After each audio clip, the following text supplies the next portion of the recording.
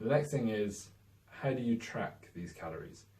Now, personally for me, I use a calculator like this, or sorry, a set of scales like this to calculate my calories, and then I'll food prep, and I'll just put the thing on there, I'll weigh the food out, and then I roughly eat the same thing day in, day out. What I also use is something called MyFitnessPal. MyFitnessPal is a great app. You can get a free version or you can get the paid version. The difference between the two is there's just a few more features available to you on the paid version. But even if you just use it for the free version like I do, it has a huge index of foods on there. So whatever you eat, you can type in or you can scan the barcodes, and it would generally give you an estimate of how many calories are in that meal that you're about to consume, or that food you're about to consume. If, like me, you food prep, there is an option on there to type in all the ingredients to the meal you're making, and it will ask you for how many portions you make from that meal, and it will give you again a rough estimate of how many calories is in each meal based on the ingredients you put in to the file. That's it in terms of calculating calories if you're a numbers person. Other options, if you don't want to get caught up in the numbers, are things like a food diary. Now this is something that's worked for a few of my clients. That's a simple thing. Whatever you eat between getting out of bed and going to bed again, just jot down.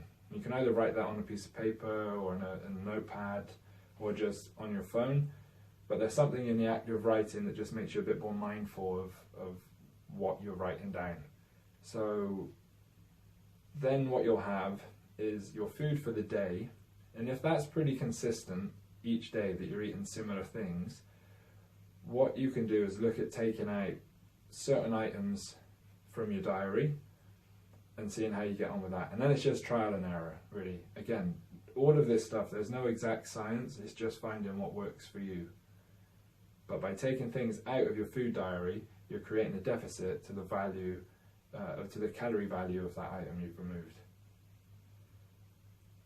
Another option, if you're not a fan of tracking calories or writing things down, this is probably the more simple way, and this is advice from a company called Precision Nutrition.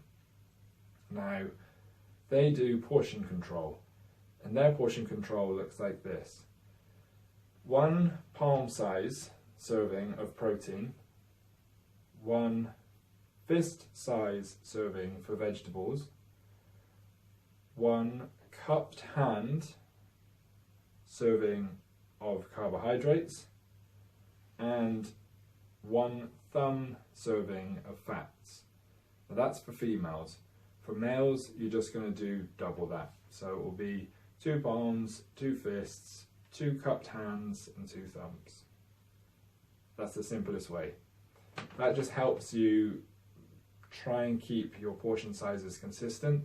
Because if you're just pouring the food onto your plate blind, there's no real idea. Like for example, if you look at a takeaway, if you get a rice portion, generally speaking, that if you did that in relation to your palm, you'd be surprised how much more they're giving you and how many extra calories you're consuming unknowingly. And that's really it in terms of tracking calories.